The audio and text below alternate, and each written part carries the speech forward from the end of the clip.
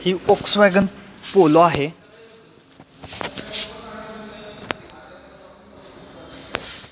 याचा एक प्रॉब्लेम आहे, तो गाडी क्रँक केली तरी गाडी स्टार्ट होत नाही.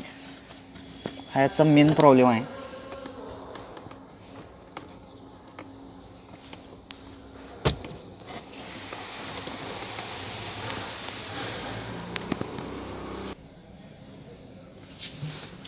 गाडी क्रँक केली असता गाडी नुसती क्रँक होते, परंतु गाडी चालू होत नाही आहे. तर आपण फ्युएल पंप, जो इकडे फ्युएल पंप आहे, त्याला करंट चेक केला. इथून करंट चेक केलेला आहे. करंट येत नाही आहे इथं, तो करंट येत नाही.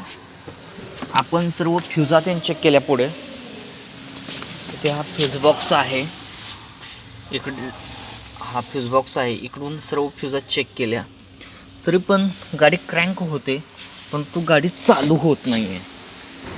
याच्यामध्ये तुम्ही जर बघितला आतमध्ये, इथून दिसेल हा जो रिले आहे, हा रिले फ्युएल पंपचा रिले आहे. हा रिले तुम्ही चेंज करून जरी बघितला, दुसरा टाकून बघा, गाडी चालू होईल. याच्यामध्येच हा प्रॉब्लेम आहे. ओके, आणि गाडी सुरू होते.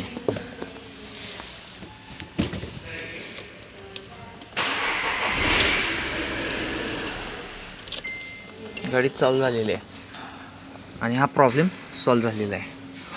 ओके, आपला मित्र अभय चव्हाण.